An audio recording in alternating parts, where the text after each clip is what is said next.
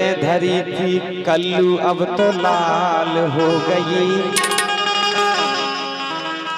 लचक कमर कनहर जैसी अब डाल हो गई। 16 साल हो गई रे गदरा माल हो।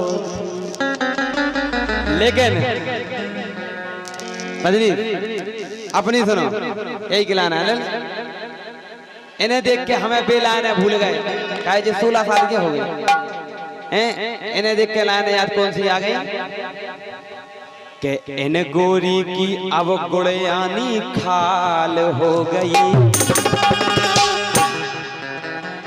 इन गोरी की अब गुड़यानी खाल हो गई। और लचक कमर मग्गा जैसी डार हो गई। कनहर नहीं मग्गा जैसी। हमें लगा तुम्हें जाना देखा लोगों टीन को चश्मा बनवाने पड़े। कि लचक कमर संतु भाई साहब, लचक कमर मग्गा जैसी अब डाल हो गई। और 34 साल हो गई जब खटारा माल हो गई।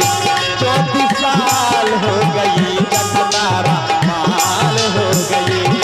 34 साल हो गई जब खटारा माल हो गई।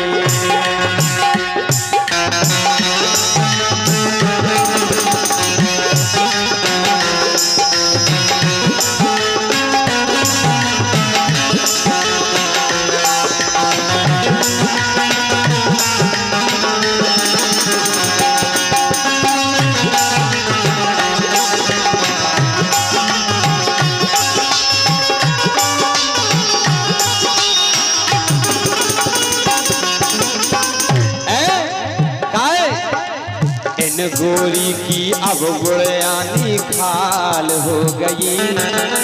लचक कमर मग्गा जैसी अब डाल हो गई।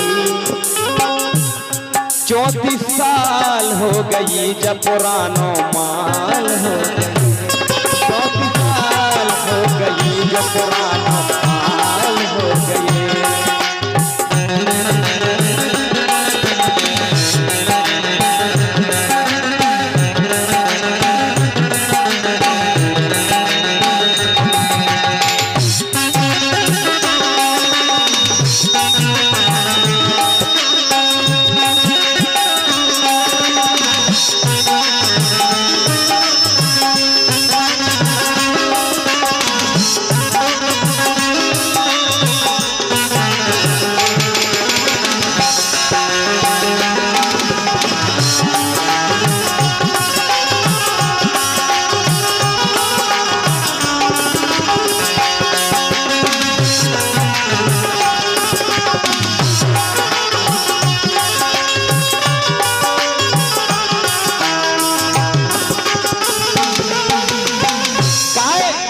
हल गई पूरी बिन्ना अब तो इनकी खाल गुड़यानी।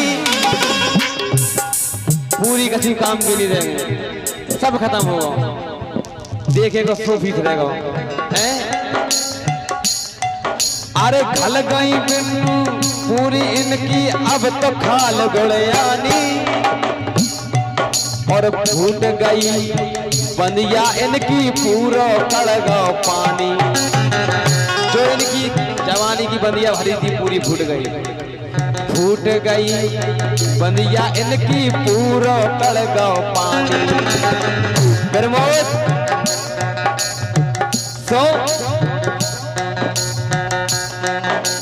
पहले लगती मक्खन, पहले लगती मक्खन अब जंजाल हो गई।